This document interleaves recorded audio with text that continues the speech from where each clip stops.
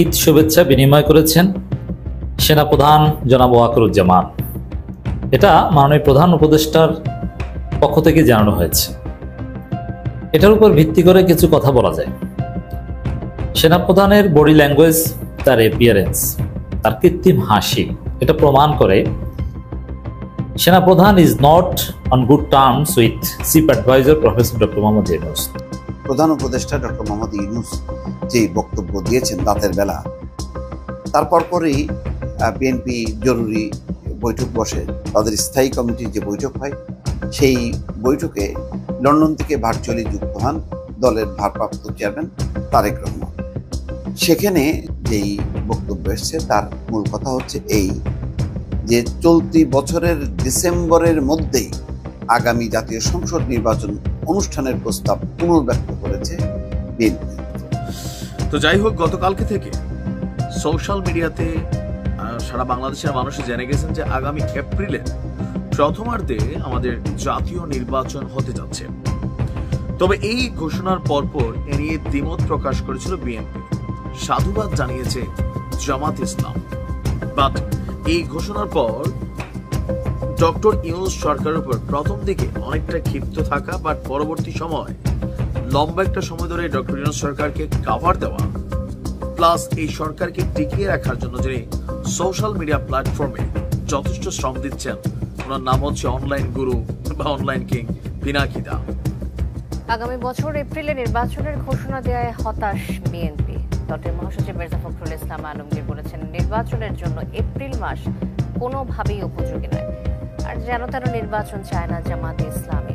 অন্যদিকে এনসিপি নেতা হাসনাত আব্দুল্লাহ বলেছেন যে নির্বাচন গ্রহণযোগ্য করতে দরকার জুলাই সনদের স্পষ্ট ঘোষণা। প্রথম ভাগে জাতীয় সংসদ নির্বাচন হবে মাশাআল্লাহ, আলহামদুলিল্লাহ।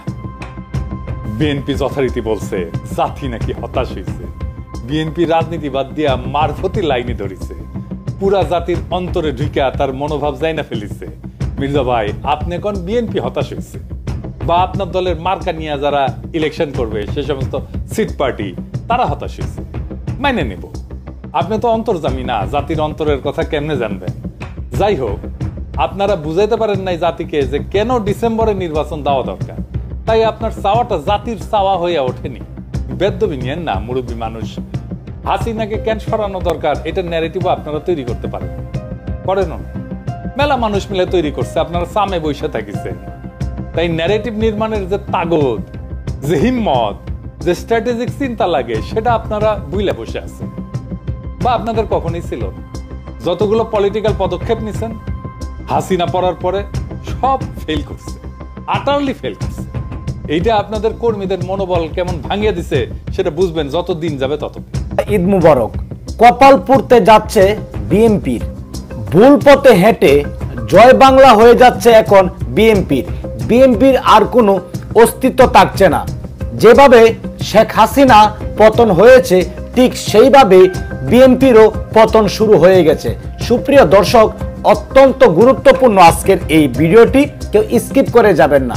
এত ব্যস্ততার মাঝেও ডক্টর ইউনূসের সাথে সেনা প্রধানের সাক্ষাৎ হয়েছে। আসলে কি ঘটতে যাচ্ছে বিএনপির কপালে, সমস্ত কিছু তথ্য জানতে হলে আজকের এই ভিডিওটি সম্পূর্ণ দেখতে হবে আপনার। সুপ্রিয় দর্শক, আজকের এই ভিডিওতে খুবই গুরুত্বপূর্ণ কিছু চাঞ্চল্যকর তথ্য রয়েছে। আসলে কি বিএনপির কপালে কি ঘটতে যাচ্ছে? শুধু তাই নয়, এপ্রিলের নির্বাচনের ঘোষণায় কিন্তু হতাশ হয়ে যাচ্ছে বিএনপি। আর এদিকে পিনাকির অনুমতিতেই প্রধান উপদেষ্টা এপ্রিলে নির্বাচন দিতে চাচ্ছে, এমনও কিছু চাঞ্চল্যকর তথ্য এবার বেরিয়ে এসেছে। সুপ্রিয় দর্শক, কে কোন জেলা থেকে আজকে আমাদের এই ভিডিওটি দেখছেন অবশ্যই কমেন্টসের মাধ্যমে জানিয়ে দিবেন। ভিডিওর শুরুতেই যে বিশেষ অংশগুলো আপনাদেরকে দেখিয়ে শুরু করেছি, সমস্ত ভিডিওটি প্রমাণ সহকারে থাকছে আজকের এই ভিডিওতে। দর্শক, অবশ্যই প্রতিনিয়ত সবার আগে আপডেট পেতে আমাদের এই চ্যানেলটি সাবস্ক্রাইব করে রাখুন ও একটি লাইক দিয়ে দেখতে থাকুন সম্পূর্ণ ভিডিওটি। মাননীয় প্রধান উপদেষ্টা, আশা করছি আজ একটি নির্বাচনী রোডম্যাপ আসবে এবং 2026 সালের রমজানের পরে আগামী জাতীয় সংসদ নির্বাচন অনুষ্ঠিত হবে। আমি এখানে লাইন টু লাইন ধরছি, দেখেন যে কালকে যে গতকাল যে নির্বাচনের রোডম্যাপ আসবে এটা কেউ মাথায় ভাবেও নাই। ভাবছে যে ডক্টর মোহাম্মদ ইউনূস ঈদের উপলক্ষে জাতির উদ্দেশ্যে ভাষণ দিবেন রাষ্ট্রপ্রধান হিসেবে, এটা সবাই করেন, বাট নির্বাচনের রোডম্যাপ আসবে এভাবে এটা কেউ ভাবে নাই। ইভেন আপনি টাইম ফ্রেমটা দেখেন যে 2026 সালের রমজানের পরে আমাদের 2025-এর রমজান শেষ হয়েছে, ঈদ আমরা যদি ধরি মার্চের 1 বা এপ্রিলের দিকে সম্ভবত, সরি আমাদের ভুল না হয়, মার্চে মনে নাকি, মার্চ হলো মার্চ এপ্রিল মে জুন, এপ্রিলে হয়েছে। আচ্ছা, তো ঠিক তিনি বললেন যে রমজানের পরেই আগামী জাতীয় সংসদ নির্বাচন অনুষ্ঠিত হবে। তার মানে তিনি ঠিক টাইম ফ্রেমটা মাসের নাম না নিলেও ইশারা ইঙ্গিতে এপ্রিলকেই মেনশন করেছেন। তারপর তিনি বলছেন যে জাতির ক্রান্তি লগ্নে বাংলাদেশের স্বাধীনতার সার্বভৌমত্ব রক্ষায় প্রফেসর ইউনূসের পাশে থাকুন।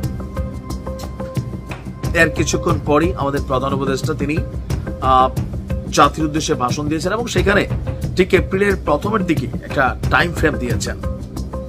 অপরদিকে গেল কয়েকদিন আগে ডক্টর মোহাম্মদ ইউনূস প্রায় 28টি দলের সাথে বৈঠক করেছিলেন।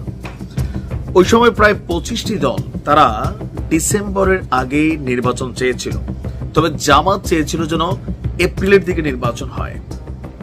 তো কাকতালীয় ভাবে হোক, আবার ডক্টর মোহাম্মদ ইউনূসের সাথে জামাতের যে ভালোবাসার সম্পর্ক বা এনসিপির সাথে সেটাও অনেকে আলোচনা করেন, আবার পিনাকিদার যে জামাতের প্রতি ভালোবাসা সেইটাও এখানে আলোচনায় উঠে এসেছে যে ডক্টর মোহাম্মদ ইউনূস এবং জামাতের পরামর্শে, পিনাকিদা এবং জামাতের পরামর্শেই কি ডিসেম্বরের জায়গায় এপ্রিলে এই নির্বাচনের দিনক্ষণ ঠিক করা হলো। তবে পিনাকিদা বেশ কিছু যুক্তি দেখিয়েছেন যে কেন এপ্রিলের দিকে আপনার নির্বাচনটা হওয়া জরুরি। এর আগে বেশ কিছু গুরুত্বপূর্ণ যুক্তি নিশ্চয়ই কাজ করছে সরকারের মধ্যে, যে বিচার এবং সংস্কার সম্পন্নের জন্য সময় প্রয়োজন, যেটা আপনার সার্জিস বলছিল। নাম্বার 2, সবার অংশগ্রহণ নিশ্চিতকরণ। তো সবার অংশগ্রহণ কোনটা? রাজনৈতিক দল না, জনগণের। আন্তর্জাতিক স্বীকৃতি এবং পর্যবেক্ষণের সুযোগ। নাম্বার 4, নির্বাচন কমিশনের প্রস্তুতি। তো পিনাকিদা বুঝিয়েছেন যে এপ্রিল পর্যন্ত কেন আসলে সরকারের সময় নেওয়া উচিত। এর পেছনে বেশ কিছু যুক্তিও তিনি দেখিয়েছিলেন, এটা কি বলা যায় আমাদের প্রধান উপদেষ্টার নির্বাচনের টাইম ফ্রেম ঘোষণার পর। তো যাই হোক, আমার কাছে মনে হয় ডিসেম্বর হোক বা এপ্রিল হোক, মোটামুটি এখন একটা সুনির্দিষ্ট প্রেক্ষাপট চলে এসেছে। এবার উচিত দলগুলো নিজেদের নির্বাচনকে সামনে রেখে জনগণকে খুশি করার জন্য যে প্রতিযোগিতা বা ম্যানিফেস্ট, নির্বাচনী ম্যানিফেস্ট, সেগুলোকে প্রচার করা আর আপাতত দেশকে স্থিতিশীল রাখা, শান্তি রাখা। ঈদ মানে খুশি, ঈদ মানে আনন্দ, বাংলাদেশ খুশিতে থাকুক, আনন্দে থাকুক, এটাই সুদূর প্রবাস থেকে আমরা প্রত্যেকটা মানুষ চাই। কথা বলতেন বিদেশে আমাদের বন্ধু আছে, প্রভু নাই। বিদেশে আমাদের বন্ধু আছে, বিদেশে আমাদের প্রভু নেই। দেশে আপনারা বন্ধু, বিদেশে কয়টা প্রভু আছে আল্লাহ মান। বিএনপির জন্য ডিসেম্বরের নির্বাচন চাওয়াটা একটা bad idea, very very extremely bad idea. কেন জানেন? জানেন না, এটাও জানেন। আসেন এটা আলাপ করি। ডিসেম্বরে যতগুলো নির্বাচনে বিএনপি অংশ নিচ্ছে, গোহারা আছে, গোহারা একটা না দুইটা নির্বাচনে অংশ নিচ্ছে। 2008 সালের 29শে ডিসেম্বর এই যে ফখরুদ্দিন মঈনুদ্দিনের নির্বাচনে বিএনপি গোহারা আছে। আবার 30শে ডিসেম্বর 2018 শেখ হাসিনার অধীনে নির্বাচন, গোহারা আছে। প্রথমটা তত্ত্বাবধায়ক সরকার ছিল, পরেরটা হাসিনার অধীনে নির্বাচন ছিল। আওয়ামী লীগ ইচ্ছা করে ডিসেম্বরে নির্বাচন ছিল, ওইটা তো তার খেলার মাঠ। কুসুম কুসুম মুক্তিযুদ্ধের চেতনার চূড়ান্ত অর্গাজম হয় যেই সময়, সেই সময় নির্বাচন ফেলে কর্মীদেরকে উদ্দীপ্ত করে কাজে নামাইতো। সে সিস্টেম করে ডিসেম্বরে সবসময় নির্বাচন যেন হয়, ওই কাম করেছে। এটা আপনারা বুঝতে পারেন নাই। এই সালসা খাওয়াইছে বিএনপিরে ইন্ডিয়া আর ওয়াকার, তাই বিএনপি খাইছে ডিসেম্বরের নির্বাচন। নিজে কখনো চিন্তা করেনি আরে ডিসেম্বর কেন নভেম্বর বা জানুয়ারি না? নির্বাচনে তো প্রতিপক্ষ চুপচাপ বসে থাকে না, তাই না? সে কিছু করে, সে বারে বারে বলতে থাকবে ডিসেম্বরের নির্বাচনে যাবেন, বারে বারে বলতে থাকবে আরে দূর, বিএনপি ডিসেম্বরের নির্বাচনে জিতে না। হ্যাঁ, দেখেন কবে নির্বাচনে জিতেছে, দেখেন এই দুইটা নির্বাচনে হারিয়েছে গোয়ারা, এবার হারবি। আপনার ভারতে যে এটা তো কুসংস্কার, আপনারা তো আবার বিজ্ঞান করেন। জি না, এটা সংস্কার, এটা কাজ করে। ও আচ্ছা আচ্ছা, সংস্কার শুনলে তো আবার বিএনপির গাত্রদাহ শুরু হইতে পারে। যাই হোক, আমি যদি বিএনপির কেউ হইতাম, আমি অবশ্য এখন কেউ না, হ্যাঁ বিএনপির, যখন তাদের কেউ ছিল না তখন ছিলাম আমি, এখন তাদের সব হয়েছে, পর হয়েছি আমি, বুঝছাও। তো যাই হোক, অসুবিধা নাই। আমি বিএনপি হইলে কখন নির্বাচন চাইতাম, কখন চাওয়া উচিত ছিল বলেন তো, বুদ্ধি করে বলেন। মনে আসতেছে না? আচ্ছা শিখাই দিই। আমি নির্বাচন চাইতাম ফেব্রুয়ারিতে। কেন ফেব্রুয়ারিতে? কারণ দ্বিতীয় সংসদ নির্বাচন, যেই নির্বাচনে প্রথম বিএনপি সংসদে জিতে সরকারি দল হয়, সেই নির্বাচন ছিল 18 ফেব্রুয়ারি 1979 সাল। ওই সংসদ ছিল এক ঐতিহাসিক সংসদ, এত ব্রাইট আর তুখর সংসদ বাংলাদেশে আর পায় নাই। ওইটাই বিএনপির প্রথম রাষ্ট্র পরিচালনা, রাষ্ট্র গঠন, খেলতে নেমেই চ্যাম্পিয়ন হয় বিএনপি। আর তখন জিয়াউর রহমান নেতা, প্রেসিডেন্ট, যাকে বলে সোনায় সোহাগা। বিএনপির যাত্রা শুরু, রাষ্ট্র ক্ষমতা জিয়াউর রহমানের অধীনে, নতুন রাষ্ট্র গঠন, বাকশালের ধ্বংসস্তূপের উপরে নতুন গণতান্ত্রিক বাংলাদেশ তৈরি করা। আর পঞ্চম জাতীয় সংসদ নির্বাচন, খালেদা জিয়া প্রথম জিতে সরকার গঠন করে, সেটা ছিল 27 ফেব্রুয়ারি 1991। ওই নির্বাচনে খালেদা জিয়া রাজনীতিবিদ থেকে রাষ্ট্রনায়ক হয়ে ওঠেন।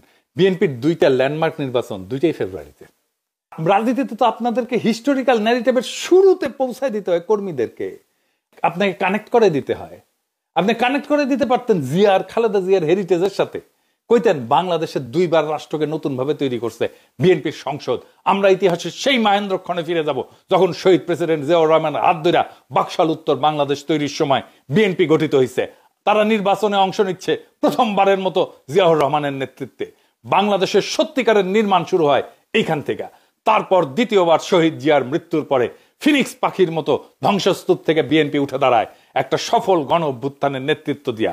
স্বৈরাচারের পতনের পরে নতুন করে রাষ্ট্র পুনর্নির্মাণের শুরুর সেই সময়টা 2 নির্বাচনী ফেব্রুয়ারিতে। আবার সেই সময় আসছে ফ্যাসিবাদ উত্তর বাংলাদেশের রাষ্ট্র পুনর্গঠনের দায়িত্ব নিতে বিএনপি সেই একই ফেব্রুয়ারিতে নির্বাচনে নামবে। এইবার তৃতীয়বারের মতো বাংলাদেশকে আবার নতুন করে গড়ে তোলার দায়িত্ব নেবে বিএনপি। সেই ফেব্রুয়ারির ঐতিহ্যের অংশীদার হবে আবার বিএনপি, যে ঐতিহ্যের সৃষ্টি শহীদ জিয়ার হাতে, পরিপুষ্ট খালেদা জিয়ার হাতে, আর তার পূর্ণ বিকাশ হবে আজকে আপনার হাতে। আপনারা সেই যোগ্য উত্তরাধিকার, যারা জিয়ার জ্বালায়া যাওয়া মশাল হাতে জাতিকে আবার নতুন করে পথ দেখাবেন, আবার ফিরে আনবেন সেই ঐতিহাসিক মুহূর্তকে। আপনার কর্মীর রক্তে আগুন ধরে যাবে, ঝাঁপায় পড়বে আপনার কর্মীরা। এই কাজটাই আমরা করেছি, আমি তো করেছি। আপনারা তো বক্তৃতাও দিবার পারেন না, কর্মীদের জায়গায় তুলতে পারেন না, খালি কইতে পারেন প্রস্তাব করে ভাষায় দিব, 24 ঘন্টাও টিকতে পারবেন না, হ্যাঁ ফু দিলে উড়ে যাব, এই সমস্ত, এর বাইরে কিছু কইতে পারেন না। কর্মীরা আপনাদের বক্তৃতা শুনে না, কথাই শুনে না। আজকে আপনার কর্মীরা এসে কয়, এগুলো শিখাইছেন যে আমি মানুষের ইমোশন নিয়ে খেলা করি। রাজনীতি তো ইমোশনই, ইমোশন ছাড়া কেউ বন্দুকের সামনে বুক পাইতে দেয়? আবু সাইদ কিসের জন্য বুক পাইতে দিছিল? আপনি এমন স্বপ্ন দেখাবেন যে সে মনে করবে এই স্বপ্ন অর্জনের জন্য জীবন দিয়ে দেওয়া যায়। আপনার তার হৃদয়কে ছুঁইতে হবে, বুকের ভিতরে আগুন জ্বালাই দিতে হবে, তারপরে সে বলতে পারে বুকের ভিতর অনেক ঝড়, বুক পেতেছে, গুলি কর। ওইটাই ইমোশন। ইমোশন ছাড়া রাজনীতি নাই, ইমোশন ছাড়া সৃষ্টি করা যায় না, ইমোশন ছাড়া বিপ্লব করা যায় না, ইমোশন ছাড়া অভ্যুত্থান করা যায় না, ইমোশন ছাড়া দেশকেও ভালোবাসা যায় না। যাই হোক, আমরা একটু বিশ্লেষণ করে দেখি কেন প্রফেসর ইউনূস এপ্রিলে নির্বাচনের কথা বললেন। প্রফেসর ইউনূস কেন বলছেন এটা উনার বিবেচনা, কিন্তু আমার যা মনে হয়েছে যে যুক্তিগুলো কাজ করছে, 1 নম্বর হইতেছে বিচার এবং সংস্কার সম্পন্নের জন্য সময় প্রয়োজন। ফ্যাসিস্ট আওয়ামী সরকার যে রাষ্ট্রীয় সন্ত্রাস এবং সম্পদ লুণ্ঠন করছে, তার বিচার এবং চলমান কাঠামোগত সংস্কার সম্পন্ন করতে আরো সময় দরকার। তড়িঘড়ি করলে এই সমস্ত অসম্পূর্ণ থেকে যাবে, ফলে গ্রহণযোগ্য এবং শ্রোতা ও আমার কলিজার ভাই ও বোনেরা, আপনারা সেই ভিডিওটি দেখতে পারলেন। সেই কথাগুলো শোনার পর যদি আপনার মনে কোনো মন্তব্য থাকে অবশ্যই কমেন্টসের মাধ্যমে জানিয়ে দিন। দয়া করে আজকের এই ভিডিওটি আপনারা সোশ্যাল মিডিয়াতে শেয়ার করে দিন। সবাই ভালো থাকুন, সুস্থ থাকুন। দেখা হবে আবারও পরবর্তী নতুন একটি আপডেট নিউজ নিয়ে। আল্লাহ হাফেজ। বাংলাদেশ জিন্দাবাদ।